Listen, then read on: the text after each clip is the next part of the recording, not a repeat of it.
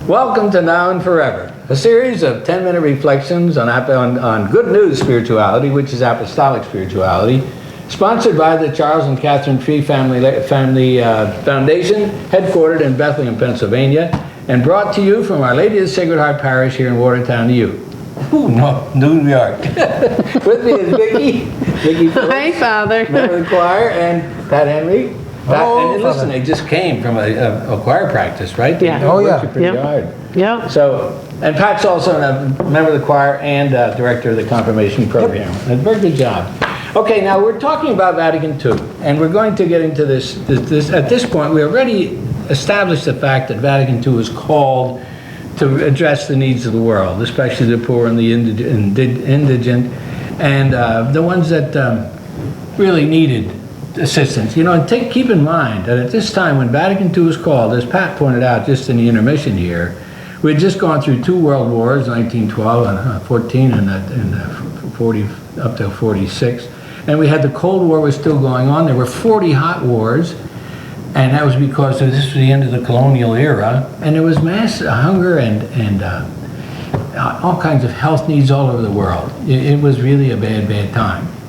And the Cold War was on. They were teaching children how to dive under their desks, you know, in case of a atomic attack. So now that was a pretty tough time. And now the Pope comes out and he says, look, you know, this world needs a little help. So here we go. Now, what we're going to try to do in this one is to understand the difference between strategic thinking or management planning and operational planning.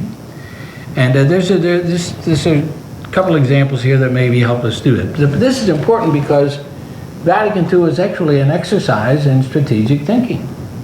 That's what it was. To who are we as church and what do we have to do to achieve our purpose and reach our goals.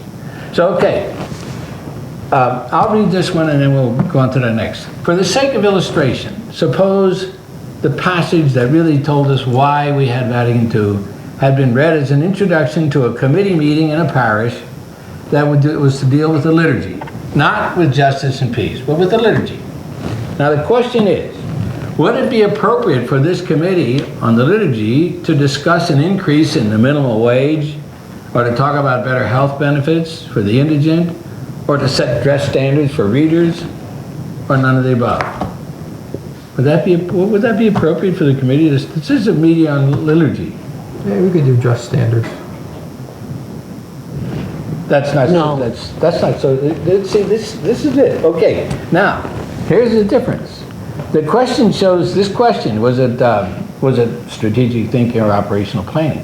They're talking about not liturgy and how do you really make sure our liturgy corresponds to the identity and purpose of the church, but now they're talking about social justice. So what they were doing is talking about social justice and more or less in terms of operational planning. How do we meet this need? How do we address that fact? Or how do you do this? Now, the one maintains, whether it's strategic planning or operational planning. Strategic thinking maintains consistency between identity and purpose. That's what strategic thinking or management planning is. Maintain consistency between your identity and purpose. And now the other one is about getting the job done. Once you establish your identity and purpose, now you have to go into operational planning and make sure it gets done. So the quote pertains to the committee's job to make sure that the liturgy fulfills its purpose, namely to deepen love of God and love for neighbor, to draw a person into intimate union with God, with Christ. Okay, and then it says here in the text, worship does so by giving glory to God in acts of praise, reparation, petition, and thanksgiving, while at the same time disposing worshipers to give glory to God in every good work done in God's name. Now I'm going to pause right there and talk about this a bit. See, when Vatican II, like for example, Pat, you remember they turned the altar around? Oh yes, I do. Well, you don't know that, Vicki, because you entered the church after all this stuff was done. It was the greatest thing in the world. Okay, now they turned the altar around. They tell you why they turned it around? Just so the priest could face the people. But I always thought it was so that the people could see what was going on the altar. So That- you mean, that- so you that mean it the wasn't- priest used to have his back to the Oh, absolutely. congregation? Yes, the priest was faced to the east, well, supposedly, and he had his back to the congregation. Really? Now, but when they turned the altar around, it was supposed to really bring the people into a fuller participation in the worship, not just sit there and watch a guy with his back to them, but draw them into a deeper presence and take part in that celebration. Now, nobody really explained that to people.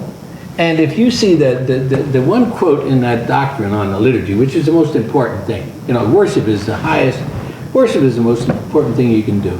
There's nothing that elevates you makes you more in touch with the dignity of the human person, a sense of self-worth and awareness of how much God loves you, than in worship, especially in Catholic worship. But anyhow, they didn't explain that. They just turned the altar around. Why? Because we have more meaningful symbols and we get increased participation. Well, yeah, good. Increased participation for what? Yeah, what changed at that point? Yeah, see, the thing was that they still kept all these changes in, but they didn't get it through their heads that, wait a minute, what we're supposed to do is equip these people to bring this message of peace and unity and forgiveness and reconciliation, all that's in the liturgy. We're supposed to bring this into the world. This is the quote in the document there. I don't think it has it here, but the quote is that the liturgy is the source and summit of every holy activities of the church. This is where you become church. You constitute church in the liturgy, and at the same time you're empowered to fulfill the mission of the church, which is, like it said here, to bring this stuff to the world. So what happens is that the liturgy was changed, but they didn't tell them why. So, okay, now we're almost out of time, but we'll just finish this off. If you understand that liturgy was really meant to make people, equip them to bring the gospel to people in the 20th century. Now you can understand, oh, that's why we changed. Because before we went there like we weren't participating, we just got to watch what happened, We got to be involved and drawn into that and be made aware of what the liturgy is supposed to transform us into. People who are sent, but as the Father sent me, so I send you. So, okay, now it says here,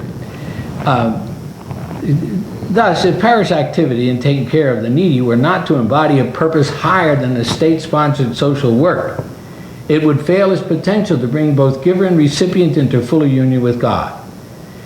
If we know why Vatican II was called, we will also know why it made the liturgy its first order of business, lest the judgment against Israel also fall on us. This people honors me with their lips, but their hearts are far from me. That's still the first order of business for a parish committee on liturgy, to bring us into a deeper, intimate union with God. So thanks very much for listening. We're going to have a little more. See, this thing here, let's say you do a lot of work for the poor, okay? And you really spend a lot of time on that. But you don't do it because of love for God or love for neighbor. You do it because you want to be a big shot.